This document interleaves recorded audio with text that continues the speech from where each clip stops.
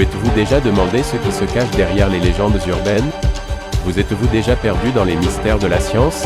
Cherchez-vous à comprendre notre monde complexe et notre place dans l'univers? Bienvenue sur la Vôtre TV.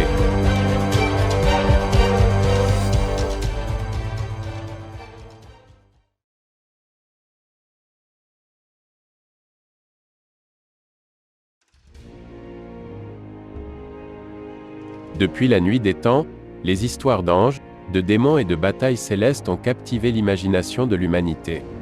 Les mythes, les religions et la littérature abondent de récits mettant en scène ces êtres célestes.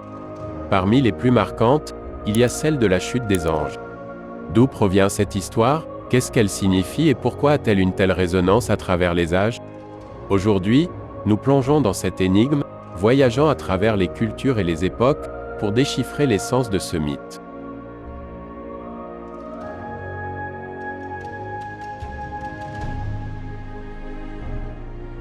Des traditions judéo-chrétiennes aux textes apocryphes, de l'art à la poésie, la chute des anges est bien plus qu'une simple histoire. C'est une exploration de la condition humaine, des dilemmes moraux et des conséquences de nos choix. Dans cet épisode, nous allons démêler les multiples facettes de cette légende et comprendre comment elle a façonné nos perceptions du bien et du mal. Alors, préparez-vous pour un voyage dans le mystique, le moral et le merveilleux. Bienvenue dans l'histoire de la chute des anges.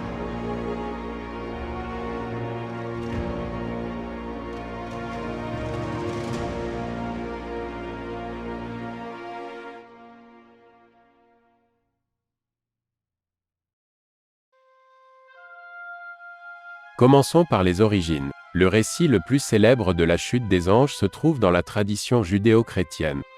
La Bible mentionne Lucifer, un ange qui, par orgueil, se rebelle contre Dieu et est expulsé du paradis avec ses adeptes. Mais la Bible ne fournit qu'un aperçu. Pour une image plus complète, il faut se tourner vers les textes apocryphes. Le livre d'Enoch raconte comment un groupe d'anges, les veilleurs, tombe amoureux des femmes humaines, engendrant une race de géants et enseignant aux hommes des arts interdits.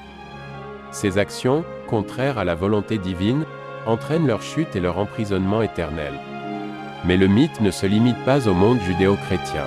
D'autres cultures ont des histoires similaires d'êtres divins qui défient l'ordre établi et sont punis. Prenons les mythes sumériens d'Inanna ou d'Ishtar, qui descendent dans le monde souterrain, défiant les lois de la nature et des dieux.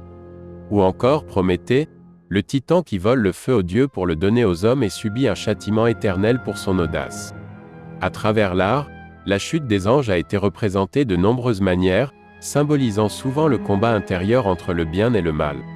Les écrivains et poètes, comme John Milton avec son Paradis perdu, ont également exploré ce thème, offrant une réflexion profonde sur la nature du libre arbitre et la tentation.